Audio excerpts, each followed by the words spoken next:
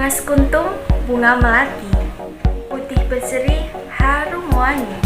Assalamualaikum sahabat literasi, semoga hari ini indah berseri. Halo semua, perkenalkan kami dari KKN Literasi Gelombang 7 UIN Sunan Ampel, Surabaya, kelompok 33. Pada video kali ini, kita akan menjelaskan tentang karya sastra yang berupa puisi, pantun, dan cerita pendek atau cerpen. Check this out! Hai, perkenalkan namaku Kak Fitri. Pertama, kita akan belajar tentang puisi. Puisi adalah karya sastra yang merupakan ungkapan, pikiran, dan perasaan yang kemudian ditulis dengan bahasa yang indah. Puisi berbeda dengan cerita. Puisi memiliki ciri-ciri, terdiri dari beberapa bait, dan dalam satu bait terdiri dari beberapa larik. Ciri kedua, puisi memiliki bahasa yang indah, yang bersifat kiasan atau perumpamaan. Dan ciri yang ketiga, puisi memiliki keteraturan bunyi yang disebut rima. Agar kalian lebih memahami ciri-ciri puisi, simak penggalan puisi yang berjudul Coronavirus berikut ini. Penggalan puisi yang berjudul Coronavirus ini memiliki 2 bait, 1, 2, dan dalam tiap baitnya terdiri dari 4 baris, 1, 2, 3, 4. Puisi ini juga memiliki rima. Pada bait pertama, rimanya berbunyi A-A, A-U. Sedangkan pada bait kedua, rimanya berbunyi A-A, A-A. Selanjutnya, mari kita belajar cara menulis puisi. Cara yang pertama, tentukan tema puisi terlebih dahulu. Tema puisi sangat banyak, seperti puisi tentang alam, puisi tentang kasih sayang orang tua, puisi perjuangan pahlawan, atau puisi tentang sekolah, dan masih banyak tema-tema lainnya. Cara yang kedua, buatlah judul puisi dengan bahasa yang singkat dan menarik, agar orang lain tertarik membaca puisi yang kita tulis. Cara yang ketiga, mulailah menulis isi puisi dalam bentuk bait-bait ya. Cara yang keempat, periksa kembali puisi yang kalian tulis. Perbaiki penggunaan kata dan rima puisi kalian, agar puisi kalian terlihat indah. Sudah paham kan penjelasan dari Kak Fitri tadi? Sekarang Kak Eva berikan contohnya ya. Puisi ini berjudul Siapakah Engkau Corona, karya Marharin Zain 2020. Siapakah engkau Corona? Sejak engkau datang, kami mengurung diri dalam rumah, mengunci pintu dan jendela, menutup lubang angin, menutup segala yang terbuka dari rasa takut. Padahal kami tak tahu engkau ada di luar atau di dalam tubuh kami. Siapakah engkau, Corona? Engkau mengusir kami dari jalan-jalan, mal, pasar, kantor-kantor, sekolah, kampus-kampus, bahkan dari rumah ibadah kami. Padahal kami selalu tak mampu keluar dari keramaian dari dalam kepala kami. Siapakah engkau, Corona? Hari ini kami memang akhirnya mengunci diri dalam rumah, tapi kami tidak sedang menyerah. Peluru-peluru sedang kami siapkan dari doa-doa dari setiap kami rapalkan. Kami punya iman yang setiap waktu menyala dalam kegelapan.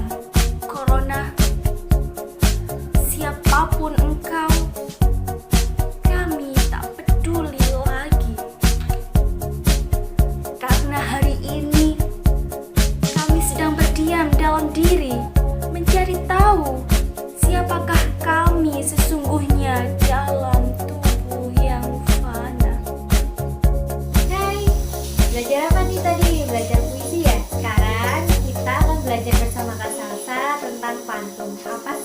pantun. Pantun merupakan salah satu jenis puisi lama yang masih terkenal sampai sekarang. Sahabat literasi pun pasti pernah mendengar pantun sebelumnya, entah di acara-acara adat ataupun acara komedi di televisi.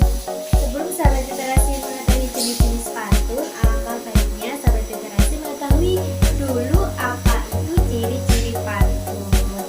Ayo kita belajar bersama. Ciri-ciri pantun yang pertama yaitu setiap bait terdiri dari 4 baris.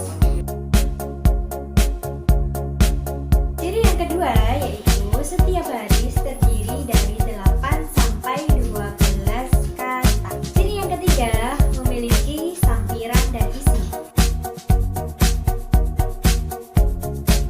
Sedangkan ciri yang terakhir yaitu yang keempat berirama ABAB.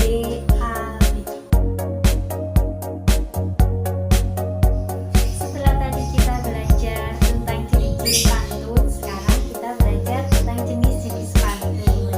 Jenis pantun yang akan kita pelajari kali ini ada 6. Apa saja? Yang pertama yaitu pantun nasihat. Yang kedua yakni pantun jenaka. Yang ketiga yaitu pantun agama. Yang keempat pantun teka-teki. Pantun yang kelima yaitu pantun berkasih-kasihan. Dan yang terakhir yang keenam yaitu pantun anak. Langsung aja yuk kita buat contohnya bersama Kak Eva lagi. Bagus mempesona sarang lebah, jati India menjadi sarangnya. Virus corona sedang mewabah, hati-hati jaga diri dan keluarga. Tahi lalat kelihatan indah, sayang menempel di dekat kuping. Patuhi imbauan pemerintah tentang social distancing. Rangkaian aktivitas di waktu subuh, jangan lupa untuk mengaji. Tingkatkan imunitas tubuh dengan makan makanan bergizi. Bangun terbang ke atas meja dengan membawa buruannya. Walau sedang di rumah aja, jangan lupa berolahraga ya. Oke sahabat literasi, masih pada semangat kan? Di sini Kak Rima akan menjelaskan tentang cerita pendek atau cerpen. Sebelumnya, sahabat literasi perlu tahu nih, apa sih arti cerita pendek itu? Lah, cerita pendek atau cerpen adalah salah satu jenis karya tulis non-ilmiah yang berisi kisah atau cerita mengenai kehidupan seseorang yang ditulis secara ringkas dan singkat. Sahabat literasi, cerpen juga memiliki ciri-ciri. Yang pertama, ceritanya jauh lebih pendek daripada novel. Yang kedua, cerita yang akan diceritakan biasanya bersumber dari kehidupan sehari-hari. Yang ketiga, dalam cerpen hanya akan menceritakan intisari dari cerita tersebut.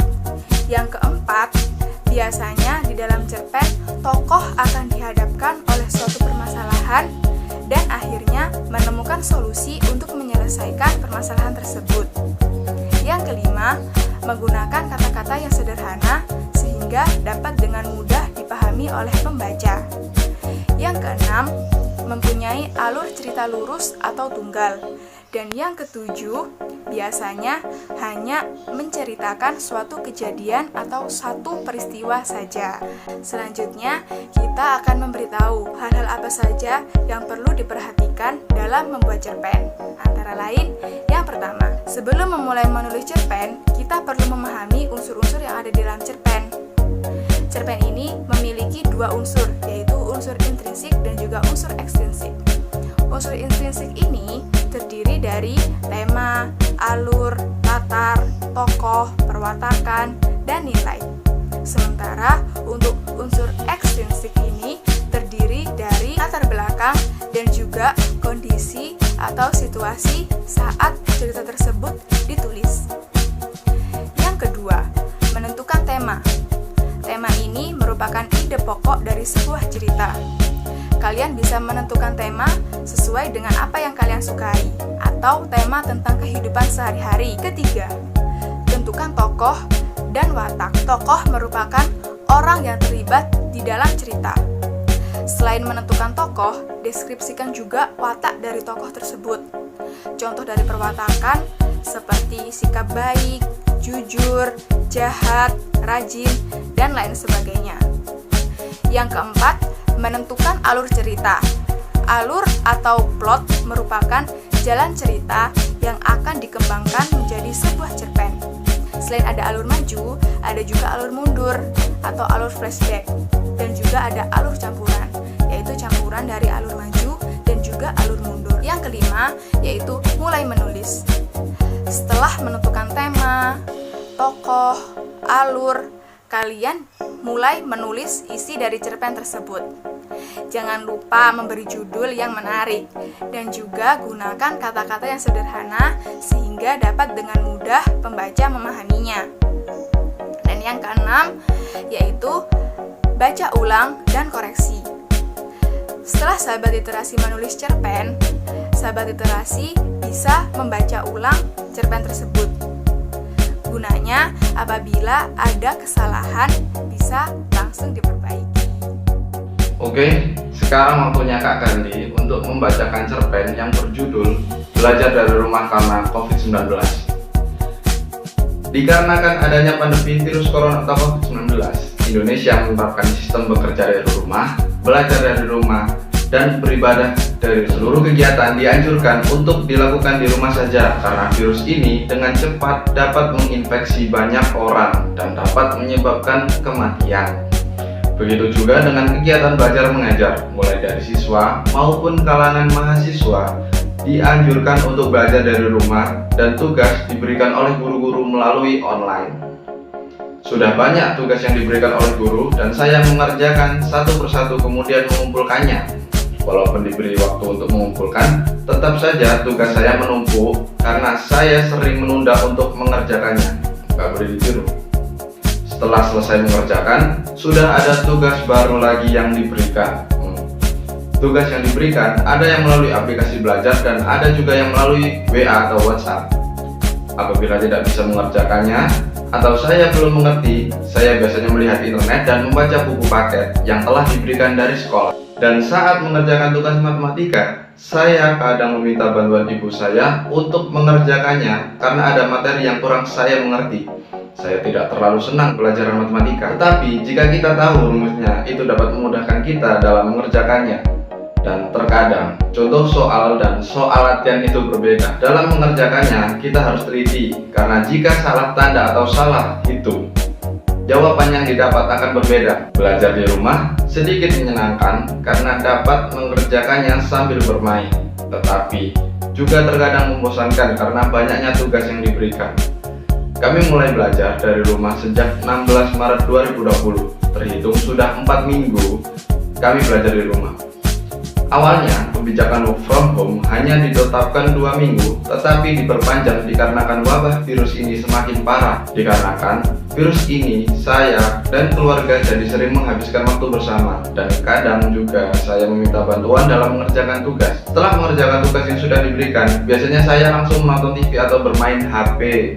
Banyak orang yang mengeluh karena sekolah online dikarenakan banyaknya tugas yang diberikan dan waktu yang dikumpulkan terlalu cepat. Kegiatan les saya juga diperlakukan di rumah saja.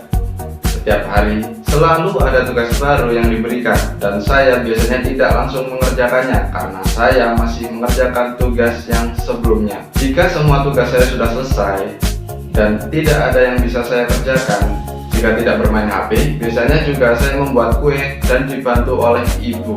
Pinter nih. Dan terkadang juga saya bermain game online. Sepertinya puasa dan lebaran tahun ini juga di rumah saja. Saudara ibu yang di luar kota juga tidak dapat mudik ke kampung halaman karena kondisi sekarang, karena takutnya membawa virus di perjalanan. Dan juga belajar dari rumah kadang membuat saya bosan. Saya merindukan teman-teman, tetapi keadaan sangat tidak memungkinkan. Saya harap keadaan cepat pulih dan kembali seperti semula. Alhamdulillah, kita telah selesai mempelajari apa itu pantun, apa itu puisi, dan apa itu cerpen, beserta contoh-contohnya. Semoga yang telah kita pelajari dapat bermanfaat. Salam literasi dari kami, KKN Literasi UIN Sunan Ampel, Surabaya, kelompok 33. Jalan-jalan ke museum kuno, tiba-tiba mencium aroma harum. See you on the next video. Stay healthy. Wassalamualaikum.